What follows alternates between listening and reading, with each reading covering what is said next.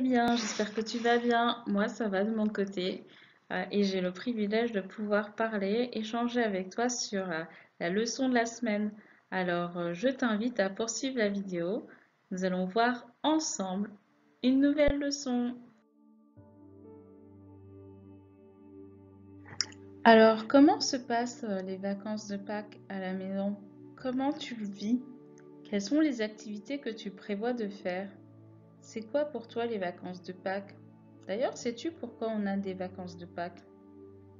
N'hésite pas à partager avec nous ce que tu comptes faire et ça nous fera vraiment plaisir de pouvoir te lire et pouvoir échanger avec toi.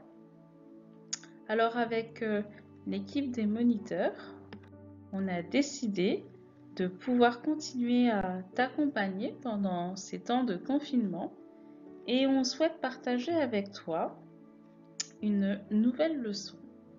La leçon s'intitule Trinité, un seul Dieu.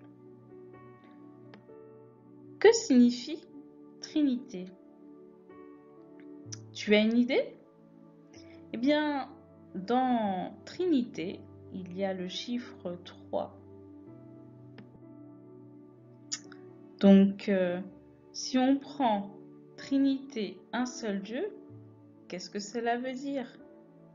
Un Dieu unique et en même temps 3 personnes. Tu te poses peut-être la question de savoir comment un seul Dieu peut être en même temps 3 à la fois. C'est vrai que c'est un mystère. Bon, je te propose que nous puissions nous appuyer sur quelque chose que tu connais certainement qui va nous éclairer. Et oui, c'est la Bible. Que nous dit la Bible à ce sujet? Trinité, un seul Dieu. Eh bien, la Bible nous dit que Jésus est Dieu, le Saint-Esprit est Dieu. Et les 3 personnes de la Trinité, que sont Dieu le Père, Dieu le Fils, Jésus, Dieu le Saint-Esprit, sont un seul et même Dieu. Je te propose que nous puissions d'abord nous attarder sur Jésus et Dieu. Que signifie Jésus et Dieu? Eh bien, Jésus et Dieu signifie que Jésus a les mêmes attributs que Dieu le Père, c'est-à-dire le même caractère que Dieu. Par attribut, on veut dire caractéristique. Est-ce que tu te souviens du caractère de Dieu? Est-ce que tu te souviens des attributs de Dieu le Père que nous avons pu étudier la semaine dernière? Eh bien, je vais te rappeler quelques attributs. Dieu le Père est éternel, omniprésent. Te souviens-tu? Donc, comme Dieu le Père, Jésus est éternel. Jésus existait même avant la fondation du monde et il vit pour l'éternité. Jésus est omniprésent.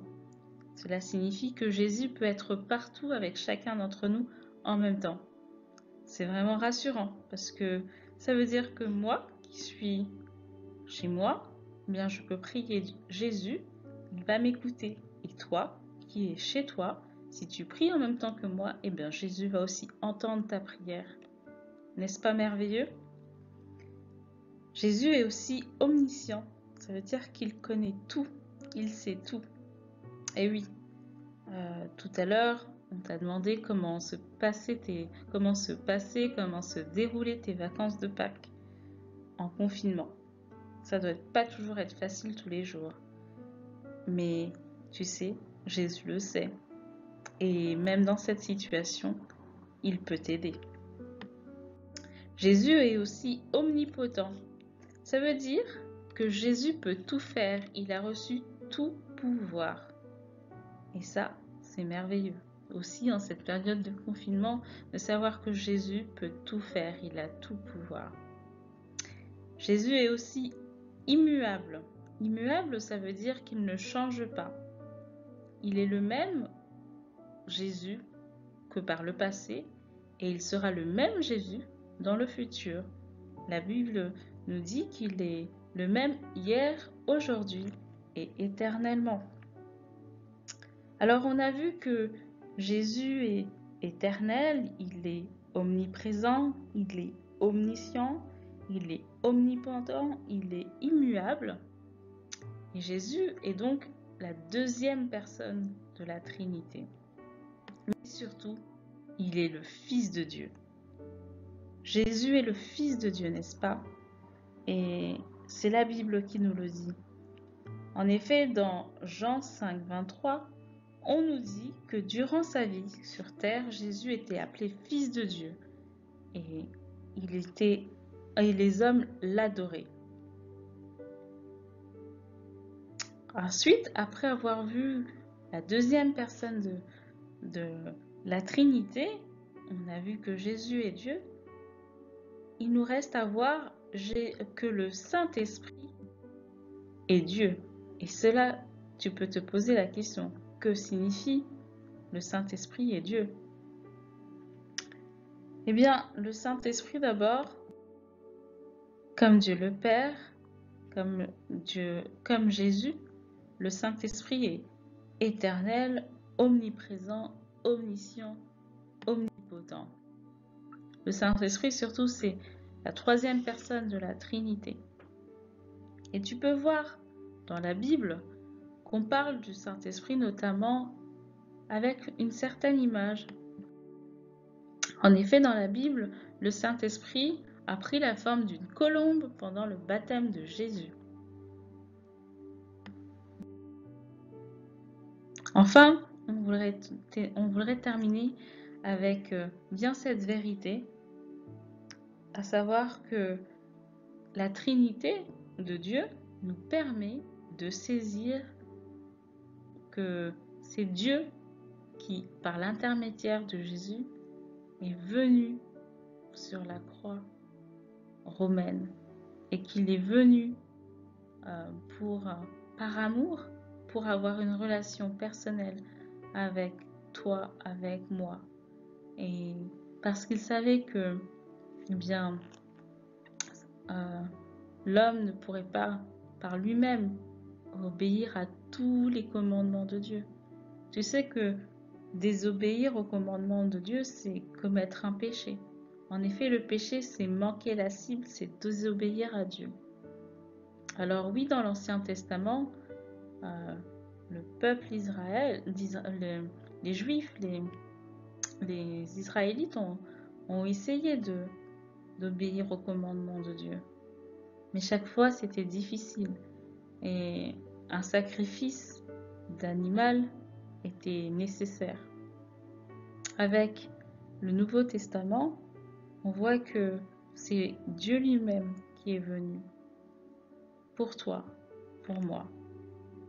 Alors, lorsque tu vois, tu te souviens, tu entends que Dieu est venu pour toi, qu'est-ce que ça te fait dans ton cœur?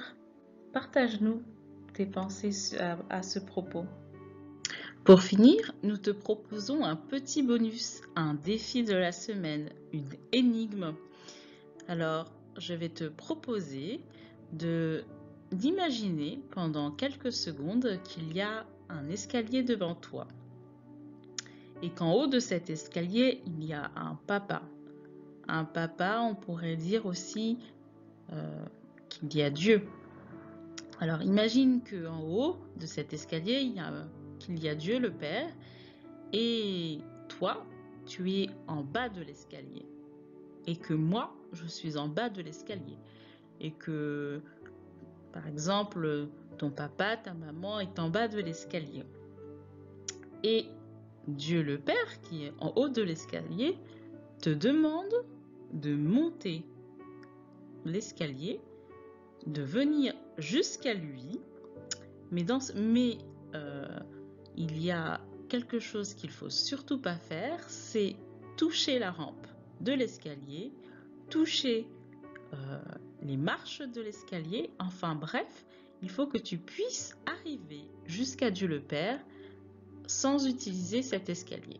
Entre toi et Dieu le Père, il y a cet escalier. Alors comment faire? Alors si tu as trouvé la réponse, n'hésite pas à revenir vers nous et donne-nous ta réponse. Et la solution te sera donnée la semaine prochaine. Je te souhaite une très bonne semaine et à très bientôt.